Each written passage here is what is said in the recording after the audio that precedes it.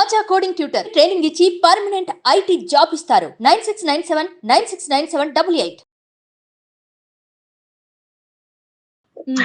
ఇందులో ప్రాబ్లం ఏంటంటే ఇంటర్ లో ఒక అబ్బాయిని చాలా ఇష్టంగా ప్రేమించేశారు. ఆ అబ్బాయి పేరు అనిల్. ఓకే. ఆ అబ్బాయి ఫ్యూచర్ లో నాకు ఏ ప్రాబ్లం రాకుండా ఉండడానికి నేను ఈ మెయిల్ చేశా మేడం. ఓకే. మేము ఇంటర్ లో చాలా ఇష్టంగా ప్రేమించుకున్నాం. ఓకే. ఇంటర్ ఎగ్జామ్స్ అయిపోయిన తర్వాత మా ఇంట్లో ఈ విషయం తెలిసింది మేడం. నన్ను ఒక ఉమెన్స్ హాస్టల్లో జాయిన్ చేశారు. వెంటనే అసలు కనీసం మాట్లాడడానికి కూడా నాకు ఛాన్స్ లేదు ఆ అబ్బాయితో. ఓకే. వెంటనే జాయిన్ చేశారు. నేను ఆ అబ్బాయితో ఎంత మాట్లాడదామన్నా అసలు ఏం లేదు మేడం. నాకు అసలు వేరే ఆప్షనే లేదు ఆ అబ్బాయితో మాట్లాడడానికి. సో కమ్యూనికేట్ చేయలేకపోయారు. అవును, అసలు మాట్లాడకపోయి నేను ఎంతగానో ట్రై చేశాను మేడం. ఆ హాస్టల్లో ఎక్కడమ్మా అంటే మీరు ఉండేది ఎక్కడమ్మా? ఉమెన్స్ హాస్టల్ ఎక్కడ, ఎంత దూరంలో పెట్టారు నిన్ను? వైజాగ్ సార్. నాది నందిగం, మా ఊరు నందిగం సార్. నన్ను జాయిన్ చేసే హాస్టల్ వైజాగ్ లో సార్. అబ్బో, ఓకే ఓకే. సో ఈ అబ్బాయికి చెప్పడం గానీ ఇంకా కంప్లీట్ గా కమ్యూనికేషన్ అనేది కట్ అయిపోయింది. అసలు ఏం లేదు సార్. ఆ అబ్బాయిని నేను లాస్ట్ ఇంటర్ ఎగ్జామ్స్ అప్పుడే చూసా సార్. తర్వాత నేను అసలు అబ్బాయిని అసలు కమ్యూనికేట్ అవ్వలేదు సార్. అసలు ఇంట్లో వాళ్ళు అంటే ఏం చేశారమ్మా? ఎందుకు రిజెక్ట్ చేశారు? చదువుకున్న తర్వాత చూద్దామన్నారా, లేకపోతే వయసా ఏంటి? అంటే ఇంటర్ లో లవ్ ఏంటి, నువ్వు చేసే పనులేంటి అని వెంటనే నన్ను హౌస్ అరెస్ట్ లో చేసేసారు మేడం. ఇంకా నీకు ఈ లవ్ ఇవేమొద్దు, బుద్ధిగా చదువు అనుకొని దూరం కాలేజ్ లో పెట్టేశారు నన్ను. నాకు అన్ని వాడే నా జీవితం అని నేను అనుకున్నా మేడం. కానీ ఇందులో ఈ హాస్టల్లో పడేశారు. నేను చదవలేకపోతున్నా, వాడే గుర్తొస్తున్నాడు. బుక్ తీయాలన్నా అయితే నా బాధ చూడలేక మా వార్డెన్ నన్ను అడిగారు, ఏమైందమ్మా, ఎందుకు ఇలా అయిపోతున్నావు, క్లాసెస్ వినడం లేదు అని అడిగితే నేను చెప్పా మేడం ఇలా అని, ఈ అబ్బాయిని ఇష్టపడ్డాను, ఇలా అయింది మేడం అంటే ఆమె చెప్పింది నాకు, నువ్వు మంచిగా చదువుకో, నేనే మీ పేరెంట్స్ తో మాట్లాడిపిస్తాను, మాట్లాడే అబ్బాయితో నీకు ఇచ్చి పెళ్లి చేస్తా అని ఆమె ఇలా ఒక హోప్ ఇచ్చారు madam. Okay. Okay. Next day నాకు ఎగ్జామ్స్ ఉన్నాయి. నేను చదవాలన్నా 1 hour లో చదవాల్సింది 10 hours పడుతుంది నేను చదవడానికి. కాన్సన్ట్రేట్ చేయలేకపోతున్నారు. కాన్సన్ట్రేట్ చేయలేకపోతున్నా. వాడే గుర్తు వస్తున్నాడు మేడం నాకు పదే పదే. దివ్య, ఎక్కడున్నావు ప్రస్తుతం? ఎక్కడున్నావు? ఆ అబ్బాయి ఎక్కడున్నాడు? ఇప్పుడున్న పరిస్థితి ఏంటి? నా డిగ్రీ కంప్లీట్ అయిపోయింది సార్. నేను మా ఊరు వచ్చాను, నందిగం వచ్చి 2 months అయింది సార్. సంతోషం. అబ్బాయి కూడా నందిగంలో ఉన్నాడు, కానీ నేను వచ్చానని కూడా తెలియదు సార్ ఆ అబ్బాయికి అసలు. ఓకేనమ్మా. నేను నా ఫ్రెండ్ వచ్చి నాకు కలిసింది, ఎలా ఉన్నావు ఏంటి అని. నా ఫ్రెండ్ నా దగ్గరకు వచ్చింది, వచ్చి అడిగింది ఎలా ఉన్నావు ఏంటి అంటే నేను అడిగా సార్, అనిల్ ఎలా ఉన్నాడు, ఏం చేస్తున్నాడు అంటే తను చెప్పింది సార్ నాకు, నువ్వు ఇంకా వాడినే లవ్ చేస్తున్నావా? అవును, నేను ఆడనే లవ్ చేస్తున్నా, వాడేనే నేను లవ్ చేస్తున్నా అని చెప్తే ఆమె అన్నది, నీ ముఖం, వాడిని ఇంకా లవ్ చేస్తున్నావు అంటే వాడు వేరే అమ్మాయితో లవ్ చేస్తున్నాడు, నీ బెస్ట్ ఫ్రెండే తను అని చెప్పింది. నేను నమ్మలేకపోయా సార్, అస్సలు నమ్మలేకపోయా తనని ఆ మాట అనగాను. అయితే తను నన్ను నేనే నీకు చూపిస్తా పద అనుకొని మేము ముందు కలిసిన స్పాట్ కి ఆమె తీసుకెళ్ళింది నన్ను. తీసుకెళ్తే నేను చూసా ఆ అబ్బాయి నా బెస్ట్ ఫ్రెండ్ తోనే నా ముందే ఆ పార్క్ లో ఆ అమ్మాయిని ముద్దు పెడుతున్నాడు సార్. నేను చూసా కళ్ళారా, తట్టుకోలేకపోయా సార్ నేను అసలు ఆ మూమెంట్. వీడేనా ఇలా చేసింది, నా లవరేనా, నన్ను లవ్ చేస్తూ వేరే అమ్మాయితో ఎలా ఉండాలనుకున్నాడు.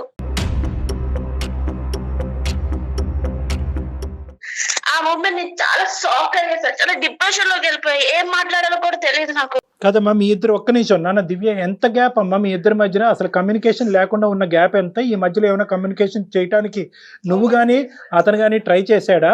ఇవి చెప్పమ్మా. బట్ నేను చాలా ట్రై చేసా సార్. గ్యాప్ ఎంతమ్మా? గ్యాప్ ఎంత నాన్న? నువ్వు హాస్టల్కి వెళ్తాను 3 years.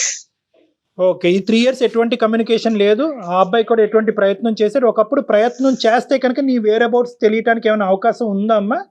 ఏం లేదు సార్, అసలు 3 years ఏం మాట్లాడుకోలేదు. అసలు నేను ఉన్నానో లేదో కూడా వాడికి తెలుసు. అలా కాదు నాన్న, మీ ఇద్దరి మధ్యన ఒక కామన్ ఫ్రెండ్ ఎవరో ఒకరు ఉండాలిగా. ఆ కామన్ ఫ్రెండ్ ని ఎక్కడున్నది దివ్య, ఎక్కడుందని ఒక మాట అడుగుంటే దివ్య పరానా చోట ఉంది అనేటటువంటి చెప్పుండేవారు కదా. అసలు ఆ అబ్బాయి ప్రయత్నం చేశాడా లేదా? ఆ అబ్బాయి ప్రయత్నం చేసాడో లేదో నాకు తెలియదు సార్. నేను అబ్బాయి అసలు కాంటాక్ట్ అవ్వలేదు కదా. నేను ఇక్కడికి వచ్చినాక నాకు నా ఫ్రెండ్ చెప్పింది ఇలా అని. కాదమ్మా, హాస్టల్లో ఉన్నప్పుడు ఒక్క అవకాశం కూడా నీకు రాలేదా? లేదంటే ఆ అబ్బాయి కామన్ ఫ్రెండ్స్ ద్వారా నీతో కాంటాక్ట్ అవడానికి ట్రై కూడా చేయలేదా? ఏమో సార్, అసలు ఆ అబ్బాయితో నేను ఏం మాట్లాడలేదు సార్. నాకు ఏం తెలియదు ఆ అబ్బాయి గురించి. నేను ఊరొచ్చిన తర్వాత నాకు తెలిసింది ఈ విషయం అన్నది. మధ్యలో హాలిడేస్ అప్పుడు ఇంటికి నువ్వు వచ్చినప్పుడు ఇంటికి వచ్చా సార్, అయినా సరే నాకు ఫోన్ లేదు, ఏం లేదు. మళ్ళీ స్టేషన్ కి వెళ్ళాలన్నా సరే 4 మనుషులు పెట్టి వాళ్ళతోనే వెళ్ళి వాళ్ళతోనే రావడం, మొత్తం హౌస్ అరెస్ట్ చేస్తారు సార్. ఈవెన్ నేను ఒక ఫోన్ మాట్లాడాలన్నా కూడా నాకు అక్కడ ఏ పాయింట్ లేదు సార్, సోర్స్ లేదు నాకు అసలు మాట్లాడడానికి. మొత్తం బంధించేసారు జైలు లాగా. హాస్టల్ నుంచి కూడా నీకు సోర్స్ లేదమ్మా? ఒక సందర్భంలో కూడా ఎవరైనా ఫ్రెండ్ ఫోన్ గానీ వార్డెన్ ఫోన్ గానీ? ఏం లేదు సార్, అసలు నాకు ఎవరితో మాట్లాడించే వాళ్ళు కాదు అసలు. నా ఫ్రెండ్స్ ని కూడా మా ఇంటికి రానించే వాళ్ళు కాదు అసలు. నీకైతే అవకాశం లేదు అని అంటున్నావు. ఆ అబ్బాయికి ఎన్ని అవకాశాలు ఉన్నా కూడా ట్రై చేశాడా లేదా అన్నది తెలియదు అంటున్నావు. కాబట్టి 3 సంవత్సరాల పాటు మీ మధ్యన ఎటువంటి గ్యాప్ లేదు. 2 months అయితే కనుక నువ్వు మళ్ళీ నందిగామమ్మా 2 months క్రితం నందిగామ వచ్చావు. ఎందుకు వచ్చావమ్మా? ఎగ్జామ్స్ అయిపోయాయి సార్, డిగ్రీ కంప్లీట్ అయిపోయింది, వచ్చేసాను నేను ఇంటికి. నాకు ఇంట్లో సంబంధాలు చూసారు సార్, నాకు మ్యారేజ్ ఫిక్స్ అయింది. అంటే ఇలా సంబంధాలు చూసారు. ఈ విషయం అనేది ఒక విషయం అనేది నేను వాడికి చెప్పాలి కదా సార్. నేను వాడిని ఇష్టపడ్డా కదా, ఏమైంది ఏంటి అనేది నేను చెప్పాలి కదా. నేను వచ్చాను ఊరు. అతను చెప్పడం కాదురా దివ్య, అతనికి చెప్పడం అన్నది కాదు, ఫస్ట్ మీ ఇంట్లో వాళ్ళకి చెప్పాలి కదా. నువ్వు చెప్పావా?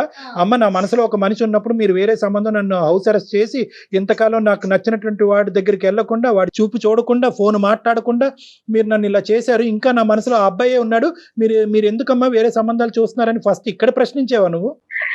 కానీ వాళ్ళు ఒప్పుకోరు కదా సార్, వాళ్ళకి ఇష్టం లేదు కాబట్టి నన్ను అంత దూరం పంపించేశారు కదా సార్. మళ్ళీ వాళ్ళు ఎలా ఒప్పుకుంటారు? అందులో వాడికి జాబ్ లేదు, ఏం లేదు ఆ టైంకి. సరే, సో నువ్వు ఏంటంటే ఇక్కడ సార్ పేరెంట్స్ ఒప్పుకోరు అనేటటువంటిది ఒకటి, ఇంకో పక్క నుంచి ఏమొచ్చి నువ్వు ప్రేమించినటువంటి ప్రేమికుడితో 3 సంవత్సరాల పాటు కమ్యూనికేషన్ లేకపోయినా అతను మాత్రం నీ గురించి అలాగా వెయిట్ చేయాలన్నా నీ ఉద్దేశం? నేను వాడే కావాలనుకున్నాను కాబట్టి, నేను వాడు నన్ను నిజంగా లవ్ చేస్తే నేను వాడినే పెళ్లి చేసుకుందాం అనుకున్నాను కాబట్టి, మా పేరెంట్స్ ని కాదైనా సరే నేను వాడిని లేచిపోవడానికి నేను రెడీగా ఉన్నాను సార్. వాడినే పెళ్లి చేసుకోవాలని నేను ఉన్నా. అదే నేను చూడుకొని ప్లేస్ లో నా బెస్ట్ ఫ్రెండ్ తోనే నేను అన్ని చూసా సార్. ఆ టైం నా గుండె పగిలిపోయింది సార్. నేను ఏం చేయాలో కూడా నాకు అర్థం కాలేదు అసలు.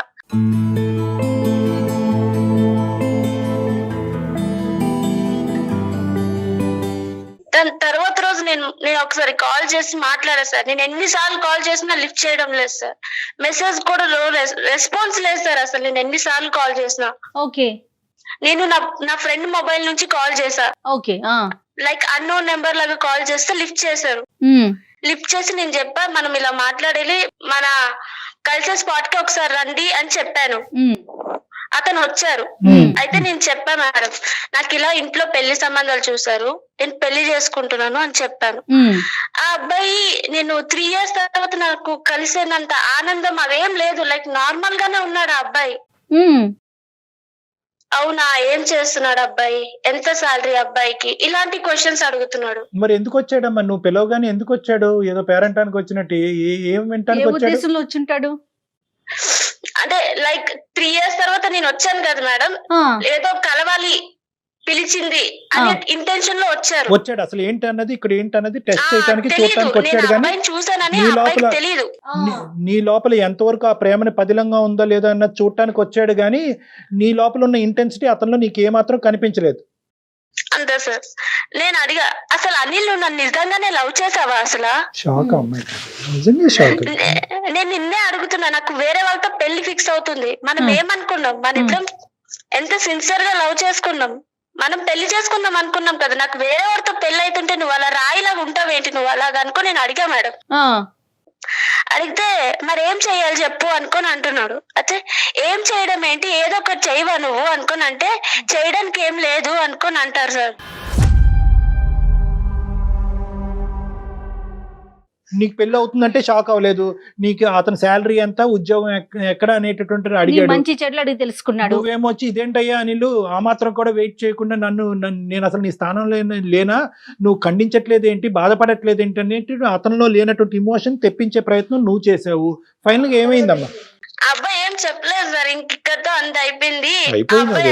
మన సంగతి ఏంటి అంటే నేను చెప్పాను సార్, మన సంగతి ఏం లేదు, నాకు ఇంట్లో పెళ్లి ఫిక్స్ అయింది, నేను ఆ అబ్బాయినే చేసుకుంటా అని చెప్పేసా సార్. అంతే. Okay okay. తర్వాత నేను ఇంటికి వెళ్ళిన తర్వాత నాకు వాట్సాప్ లో మెసేజ్లు, ఫేస్బుక్ లో మెసేజ్లు, మేము 2 years కలిసి చదివి కలిసి లవ్ చేసుకున్నాం కదా సార్. 2 years అవును. మేము తిరిగే వీడియోస్ గానీ మా చాటింగ్ గానీ అన్ని నాకు పెడుతున్నారు సార్ వాట్సాప్ లో.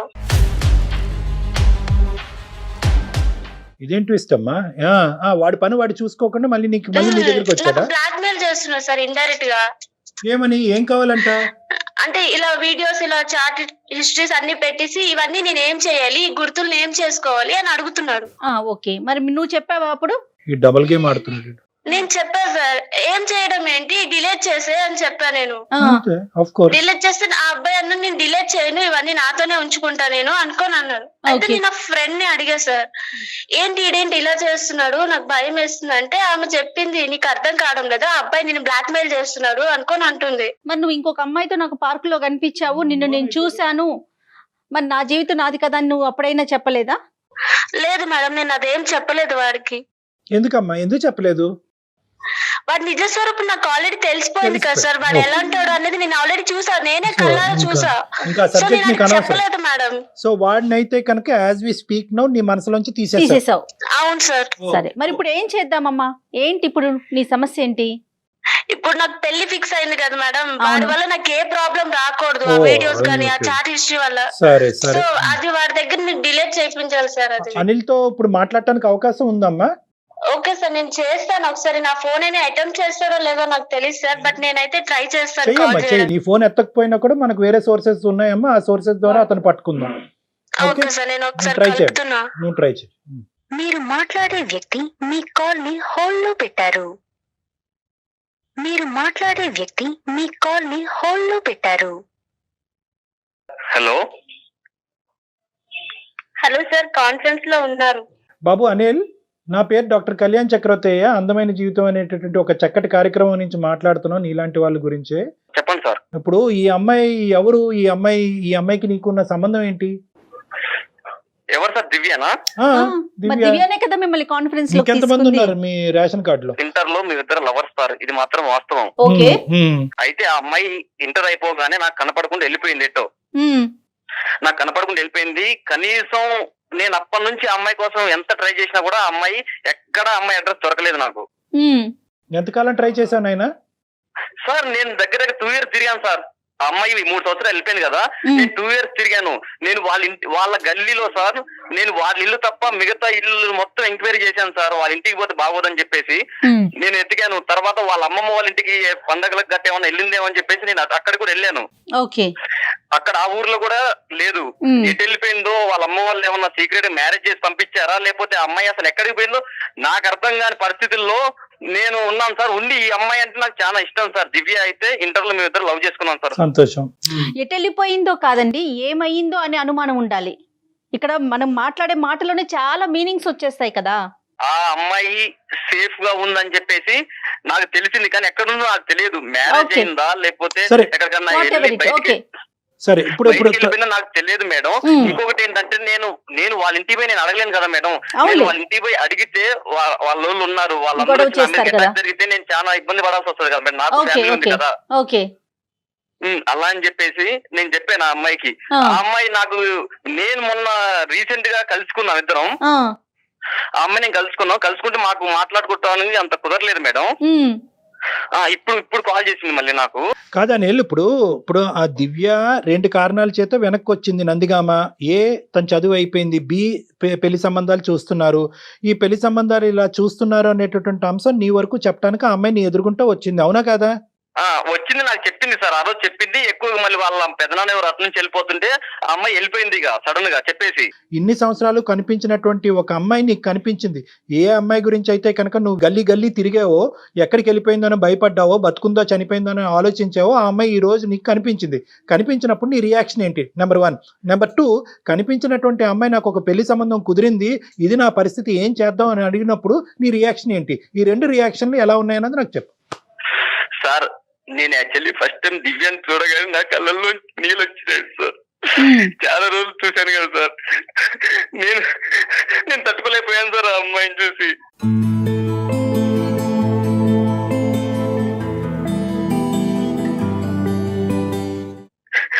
సార్ ఇంకోటి, ఆ అమ్మాయి మ్యారేజ్ అయిద్దని చెప్తుంది. చెప్పి నేను నేను అన్నాను, దివ్య నేను నిన్ను పెళ్లి చేసుకుంటానని నేను చెప్పాను సార్. నేను నిన్ను పెళ్లి చేసుకుంటాను దివ్య, నువ్వు నాతోనే ఉండు, ఎన్ని రోజులు ఎటుపోయినా నాకు సంబంధం లేదు. ఇప్పుడు మళ్ళీ నన్ను కావాలనుకుని నా దగ్గరకు వచ్చావు కదా నాతో మాట్లాడటానికి, మన ఇద్దరం పెళ్లి చేసుకున్నాం దివ్య అని నేను చెప్పాను సార్. ఓకే, ఏమంది తను? లేదు నాకు మ్యారేజ్ సెట్ అయింది అని ఆమె చెప్పి వెళ్ళిపోయింది సార్. ఓకే, ఏం దివ్య నువ్వు చెప్పినానే అతని వర్జన్ కంప్లీట్ డిఫరెంట్ గా ఉంది కదా, నీ గురించి ఇంతకాలం వెయిట్ చేసినట్టు మాట్లాడుతున్నాడు. సార్ ఆ అబ్బాయి అన్ని నాటకాలు వేస్తున్నారు సార్, అంత నటన సార్, అంత అబద్ధాలే. ఆడు నా బెస్ట్ ఫ్రెండ్ తోటే మేము ముందు కలిసిన పార్క్ లోనే ఆడు వేరే అమ్మాయితో ఉండడం నేను చూసా సార్. అక్కడ నా బెస్ట్ ఫ్రెండ్ గీతతో మనం కలిసిన పార్క్ లోనే నేను నీతో చూసా. నీ నాటకాలు ఆపు, నువ్వు నా దగ్గర చెప్పకు. దివ్య నేను చెప్పేది ఒకటి నువ్వు ఆ పని ఇంకా అంతా అయిపోయింది. నువ్వు నన్ను మోసం రీజన్ చెప్తాను విను దివ్య, దానికి నేను రీజన్ చెప్తాను విను. సార్ ఈ అమ్మాయి కంటే ఫస్ట్ నాకు ఆ అమ్మాయి ప్రపోజ్ చేసింది సార్ క్లాస్ లో. దివ్య అని గీత బెస్ట్ ఫ్రెండ్స్ వాళ్ళిద్దరు. ఆ అమ్మాయికి నాకు ఫస్ట్ ప్రపోజ్ చేస్తే ఈ లోపు నాకు ఈ అమ్మాయి మీద నాకు మనసు పడి నేను ఈ అమ్మాయిని లవ్ చేశాను. ఈ అమ్మాయితో జీవితాంతం ఉందామని చెప్పేసి నేను ఫిక్స్ అయిపోయాను సార్.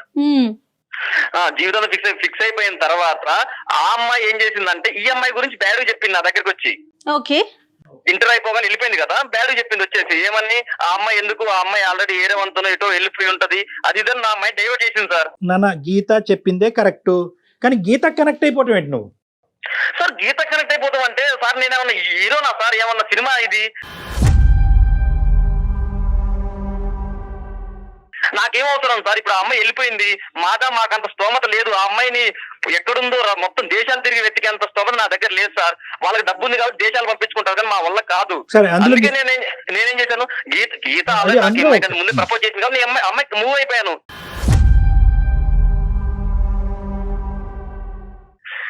అంటే అమ్మాయి ఓకే చెప్తే నువ్వు ఓకే చెప్పేస్తావా? నీకు బుద్ధి లేదా, బుర్ర లేదా? ఓకే నాన్న, ఇప్పుడు గతంలోకి వెళ్ళొద్దు. ఇప్పుడు ఒకటి నాన్న అనిల్, నీ ప్రేమ కూడా కరెక్టే అనుకుందాము, కానీ ఇప్పుడు ఏమంటా నువ్వు? Geeta I want Geeta and I want Divya అని కూడా అంటావా? లేదు sir, I want Divya sir. Sir ఏం లేదు సార్, దివ్య అయితే నాకే కావాలి సార్. నేను నీ మీద నా ప్రేమ చచ్చిపోయింది మరి. లేదు నాకు నువ్వు అవసరం లేదురా దివ్య. నేను ఎందుకు చెప్తున్నాను, 20 కాళ్ళు పట్టుకుంటానే దివ్య. అవసరం లేదు, నీ నిజ స్వరూపం అంతా బయటకు వచ్చేసింది. ఇంకా నీ నటన ఆపేసా. ఇంకా ఒకసారి దివ్య, నువ్వు ఎంతైతే కనుక ఎటువంటి దిక్కుతోచినటువంటి పరిస్థితుల్లో అతను కమ్యూనికేట్ చేసుకోలేకపోయావు, అంతే విధంగా ఆ అబ్బాయి కూడా నిన్ను వెతుకుతూ ఇంకెక్కడ ఏ కాంటాక్ట్ దొరకపోవటం. సో నువ్వు చెప్పినటువంటిది ఎంతైతే నమ్మాలో అతను చెప్పింది కూడా అంతే నమ్మాలి. Okay, so both of you are on an equal stage. So ఇప్పుడు మా అందరికీ అర్థమైంది ఏంటంటే మీరిద్దరు నాటకం ఆడలేదు, ఇద్దరు గాఢంగానే ప్రేమించుకున్నారు, ఎటొచ్చి కమ్యూనికేషన్ గ్యాప్ అనేది ఏర్పడింది. ఈ మధ్యలో దురుద్దేశంతో అవనివ్వండి, ఇంకో ఉద్దేశంతో అవనివ్వండి, గీత అనేటటువంటి అమ్మాయి దూరింది. ఆ అమ్మాయికి ఈ అబ్బాయికి తెలిసి తెలియకుండా ఈ అబ్బాయి కనెక్ట్ అయిపోయాడు. సో గీతకి చెప్పుకునేటటువంటి విధంగా నేను చెప్పుకుంటాను, గీతను వెనక్కి పెడతాను. గీతతో నా ప్రయాణం అనేటటువంటిది కరెక్ట్ ప్రయాణం కాదు, నా మనసులో ఉండేటటువంటిది దివ్య మాత్రమే, దివ్యే నాకు కావాలి అని అంటున్నాడు. మరి నువ్వు కూడా అంతే ఇదిగా గాఢంగా ప్రేమించావు కదమ్మా. 3-4 సంవత్సరాల పాటు నువ్వు వెయిట్ చేసావు కదా, చదువు మీద కూడా కాన్సన్ట్రేట్ చేయలేకుండా ఈ అబ్బాయినే మనసులో పెట్టుకుని ఈరోజు తల్లిదండ్రులు ఒక సంబంధం తీసుకురాకపోతే ఖచ్చితంగా నువ్వు ఈ అబ్బాయి గురించే వెళ్ళి పెళ్లి చేసుకుని ఉండేదాను కదా.